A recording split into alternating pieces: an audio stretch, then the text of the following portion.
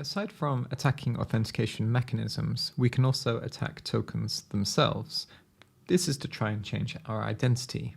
For example, instead of being Jeremy the user, we might want to be Jessamy the admin. One of the requirements of REST APIs is statelessness. So this means that with each request, something needs to be sent to identify who actually sent the request. And usually that's a token, such as a session ID or JSON Web Token. Now, we'll look into attacking JWTs a little bit later on in the next video, but for now, let's take a look at how we can analyze tokens to get a better understanding of how random or secure they are. All right, so if I just come into my labs folder, you can see that I have the API token analysis.zip. So I'm just gonna come in and unzip this, clear my screen, and then cd into API token analysis. So we can see that there's some Docker files, so I'll just sudo docker compose build. Looks like we're all good. And then sudo docker compose up. And while it's doing that, I'm also going to open up Burp Suite. So Community Edition is fine because we're just going to use the sequencer for our analysis. And then I'm also going to open up, Firefox as well. We get a little bit of a message, but we'll just click OK for now. And then we can browse to localhost 9000. So if I just come in and hit login, and the username and password is the same as the last lab, so the password is Ramirez, so I just cut that, paste it in here, and click login. Now before we do this, I'm just going to have a quick look to see whether I have any cookies set, which I don't, so this is my cookie editor, and you can also do this in the console as well, so we can just type document.cookie to verify that we have indeed no cookies. So if you have some cookies set from the previous lab, then you can clear them out. So yeah, back to the login, admin Ramirez, and I hit login. And you see that we get this message that says you have successfully logged in. And if we click OK, we can then come back up to our cookie editor and we can see that we have an access token and we get a welcome admin as well. And same in the console, document.cookie, we have access equals, and this is indeed our cookie. So next up is to come over to Burp Suite, and we're just going to come over to proxy, HTTP history, and then we're going to come down and get the post request that was sent to get our cookie. So let me just move myself out of the way.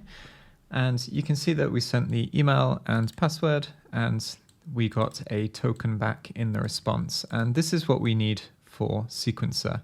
So whenever you find an endpoint that returns a token to you, you can use this for the sequencer or for this attack or analysis.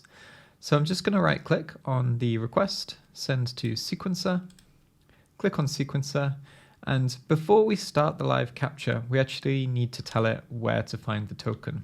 So we just hit configure, and then we can highlight the token in here, and you can see that it automatically says, hey, the start of the token begins with quotes, token, quote, colon, quotes, and anything between this and the end, which is quotes, close braces, is our token. So it knows how to basically grep for the token on each request.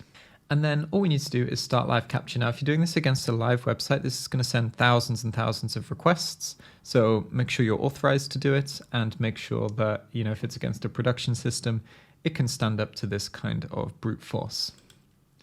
So obviously we're doing a local host, so it's going to be really fast. Again, a live host could take an hour to get through this many requests, could take shorter, longer.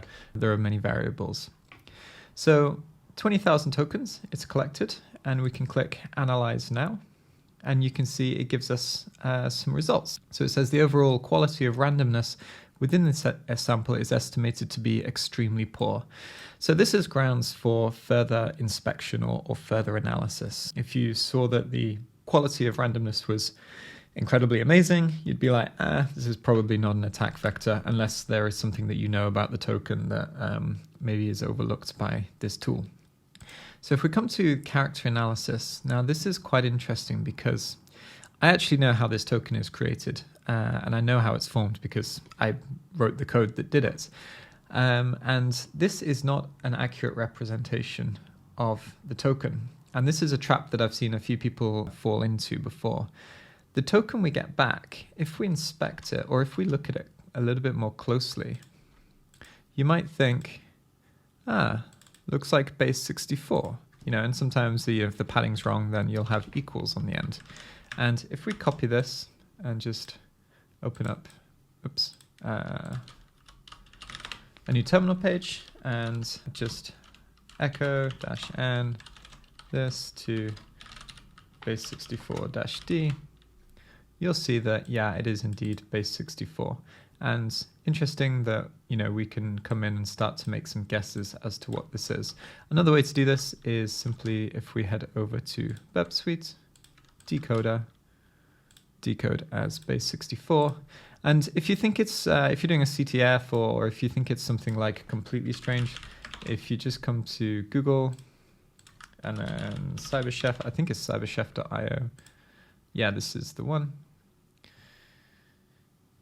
You can paste it in here, and if you search for base, you've got like from base 32, for example, from base 45, and combinations of them. So you can really dive deep into the string from here. But in most cases, it will be base 64. Now, there's an easy way to combat this. Analysis options, base 64 decode string before analyzing, and then we can come back and hit analyze now.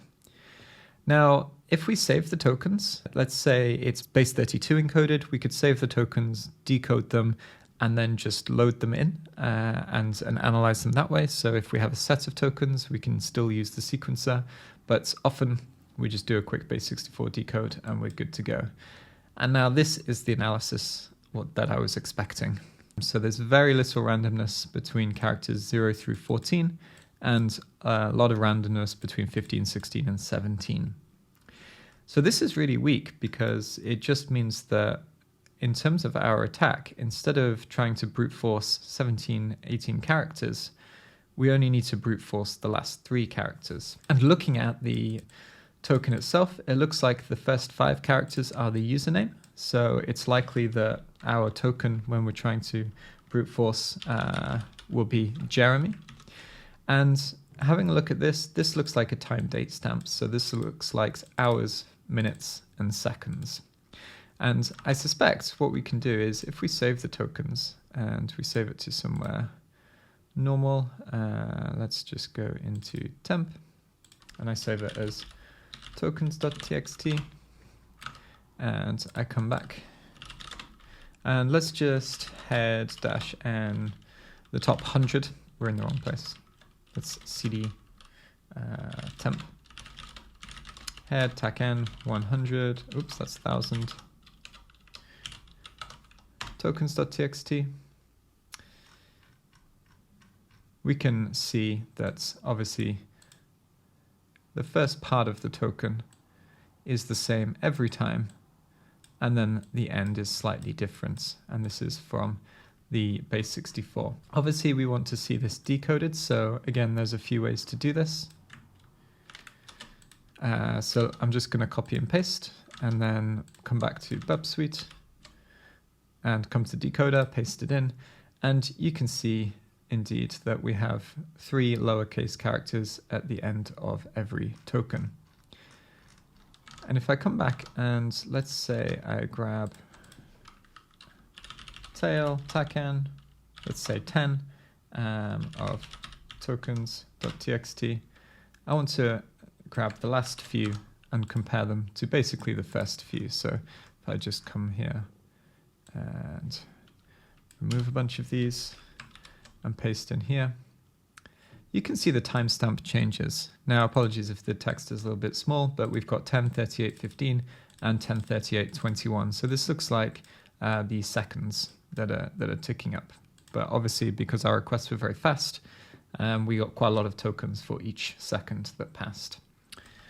All right, so now we know that the start of the token is the username, the middle of the token is the timestamp, and the end of the token is 3 random characters, I have a challenge for you. Now, because this lab is created for learning purposes, I made it so that when the admin logs in, Jeremy also logs in. So you can use that information to figure out the timestamp or a very rough time of when Jeremy's about to log in.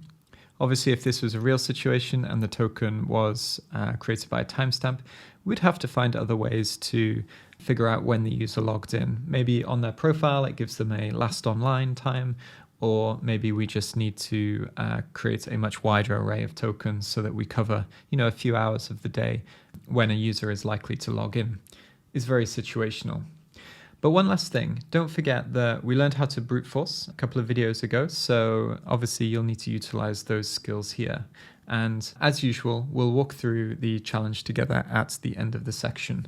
So see if you can have a play with the token, decode it, understand how it's built, generate a bunch of tokens that you think might be legitimate for the user Jeremy, and then try and brute force the application to log in as Jeremy. And once you have the right token and refresh the home page, if I can find it, you should have a welcome message that says, "Welcome, Jeremy." So have a go at that, and I'll catch you in the next video.